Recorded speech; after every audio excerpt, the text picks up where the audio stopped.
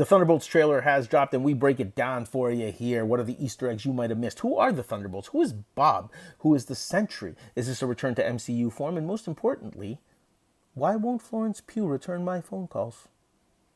This is the Lapsed Geek Podcast, brought to you by Comic Geekdom, where we bring you the very best in comic book reviews, discussion, news, and memes. I am your host, Doc John. Make sure you check out our one-minute comic book reviews of some of the hottest titles on the shelves right now, including the entire run of From the Ashes, the X-Men relaunch. You can find us on Facebook, Instagram, Threads, all at Comic Geekdom. Like, subscribe, hit the notifications if you like the content and you want to give us a little love. Give us a little support. We definitely appreciate it. Now let's jump straight into the trailer. As Florence Pugh, Yelena Belova, knocks at the residence of Alexei Shostakov, the Red Guardian. Now, Alexei has obviously been having a hard time since we last saw him in the Black Widow movie and hasn't done much with himself looking at the state of the house, despite his claims of having lots of work. It's also important to note here that Yelena seeks out Alexei, her quote-unquote father. She calls him dad, even though he really isn't. He was just her deep cover father during a mission. But she obviously feels lost ever since Natasha died. It's also very, very interesting to note here that we get no mention of Melina Vostokov. Of course, it's only a very short clip. But this was Yelena's mother also when they were under deep cover, played by the fantastic Rachel Weisz, who also will not return my phone calls. We know that she is alive at the end of the Black Widow film, and I bet we'll get a mention of her and hopefully maybe even a cameo at some point in this film. Now, we see a little Easter egg behind Yelena in this scene where we see the Red Guardian at the height of his Cold War might swinging a hammer. Nice little Easter egg. We also see the Winter Soldier in the next scene at a congressional hearing where he's wearing a congressional pin, and one might question how a former brainwashed Hydra agent could win a congressional seat. And I gotta say, in this current political climate, I give it 50-50. I mean, he's got the military vote.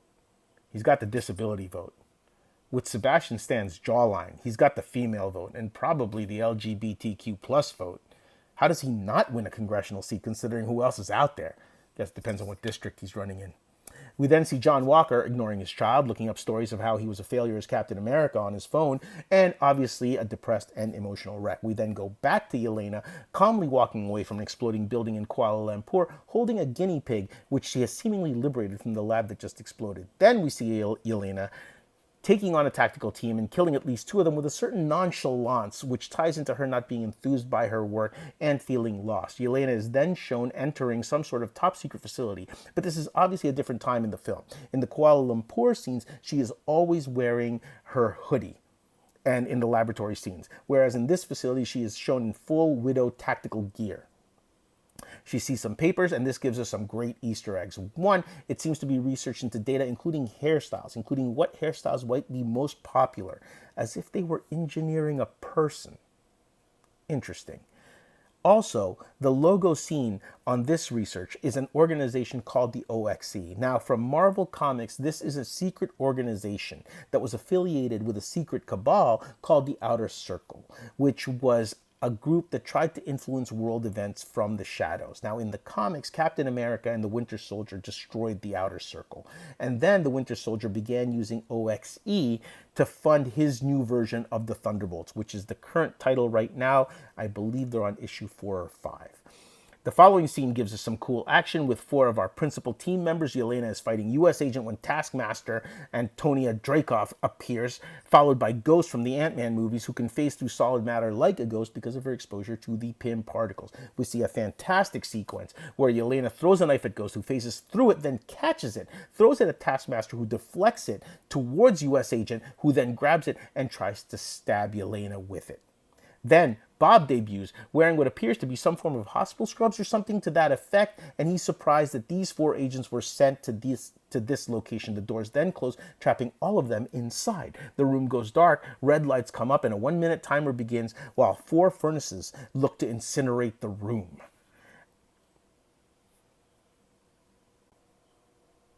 We see Yelena act surprised at something that happens off screen, and it's most likely something that Bob does, and we're going to talk about who Bob is and why that makes sense in just a second. We are then at a gala which celebrates the battle for New York, where we see Contessa Valentina Allegra de Fontaine for the first time. Now, in the comics, the Contessa is a former agent of S.H.I.E.L.D. and a very close ally of Nick Fury. And this makes sense because that is exactly what she is being used for here, a stand-in for Nick Fury. She is obviously behind the formation of this Thunderbolts team, as we've seen her approach several members, either through the Disney Plus shows or at the end credits of other movies. We then see Bob released from some sort of vault and confronted by a tactical team who fire hundreds of bullets at him to no effect because Bob apparently is Bob Reynolds, aka the Sentry. Now, we also see the Sentry emblem later on, which confirms this. But who is the Sentry? Well, the Sentry is Marvel's Superman. He was introduced to Marvel as a forgotten hero where he had known the Spider-Man, the X-Men, the Fantastic Four, the Avengers, the Hulk. He knew all of these guys, but they had all forgotten him. And the question was why? What had happened where this supremely powerful being had disappeared from Marvel history? Now, the Sentry got his powers from a serum, a la Captain America, except the serum gave him the power of 1,000 exploding suns. It's a lot of suns. And the Sentry's arch nemesis is the Void, a supremely powerful shadow being who can threaten the entire world. And through the comic, we find out that the Sentry and the Void are basically two halves of the same person. They both occupy Bob Reynolds' body. And so how can he defeat the Void if they're just two halves of the same person? And he decides that the only thing that can be done is that if the entire world were to forget that he ever existed, to erase everyone's memory and knowledge of his existence. Does that sound familiar to you? So Bob and the rest of the world forget Sentry and the Void, and the world is safe. Now, we're not going to get this entire storyline, but what if the government had created the Sentry, realized he was way too dangerous and unstable to keep under control, and they managed to lock him up and erase his memory when a certain Sorcerer Supreme comes along and casts a spell to erase Spider-Man's identity, but inadvertently awakens the Sentry.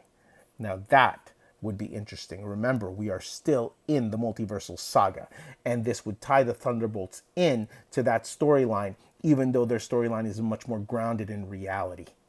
Now, we get some really cool action here in the debut of the team together for the first time, with a note that the Red Guardian does not carry a shield because apparently two shield throwers on the same team would be overkill. Also, if you look at the U.S. Agent's shield, it is not made of vibranium in this movie or a vibranium adamantium mix as it is in the comics, because it obviously can get messed up. We'll have to see if it breaks in the film. That would be interesting to look at. Also, the team meet Val at Avengers Tower, which interestingly in the comics is also the location of the Sentry's Tower. Does this mean anything? We'll find out. But in the comics, who are the Thunderbolts? Well, the Thunderbolts were a team that debuted after the apparent death of the Avengers and the Fantastic Four during the Onslaught saga. And so what happened was, with the world with no heroes, a new team shows up and everybody loves them. They seem humble, they seem great, and this was their time. And it turns out, in a shocking twist, spoilers, that the Thunderbolts were actually villains. They were the masters of evil in disguise, trying to take over the world and using the opportunity of the heroes disappearing to pose as heroes. And this was a fantastic storyline. They were led by Baron Zemo, calling himself Citizen V. The Beetle was Mach 1, Screaming Mimi was Songbird, Moonstone was Meteorite. Just great stuff all along. This is not Simonson's Thor, maybe, and this is maybe not Claremont's X-Men, but fantastic comic book fun, highly recommended. Go out there, go find this book and read it, because it's just great. Since then, most incarnations of the Thunderbolts have always featured supervillains, or at least anti-heroes at most. So some people have questioned, well then how's that different from the Suicide Squad from DC?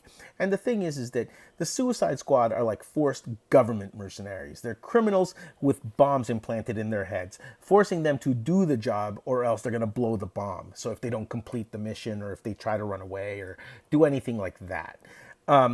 So they're always sort of like forced to do the work to get their sentences reduced. Whereas the Thunderbolts has always had like sort of an underlying theme of redemption underneath, because they might be reluctant heroes, but they're heroes nonetheless. And this was particular in one storyline where Hawkeye takes half the Thunderbolts team. So there's actually two teams running around called Thunderbolts. One is led by Baron Zemo, the other one is led by Hawkeye. And Hawkeye gives them the pitch that if they play hero and they act as heroes, that he will try to get them pardons. This was also a very, very interesting part of the Thunderbolts with the two teams running around. Again, fantastic run. Go read it for yourself. We end the trailer with the team in a limo being driven by Red Guardian, fighting some Spec Ops guys when the Winter Soldier appears and seemingly fires an explosive at their car. Some yucks occur here. Very funny stuff. This seems more like tricky editing, and I don't think they're actually going to fight here. This is more like where they hook up with the Winter Soldier and become a team, but we're given some editing just to sort of give us a little bit of a fight feel to it. But I think it's just editing. But this was a fantastic trailer. And this looks like the MCU just looking back to form, looking to give us another great film. And I got to tell you, take my money right now. But if we missed anything, please tell us. Make sure let us know down in the comments. And again, don't forget to like and subscribe. Help us out. Help out the channel. And I'm going to see you in the next video.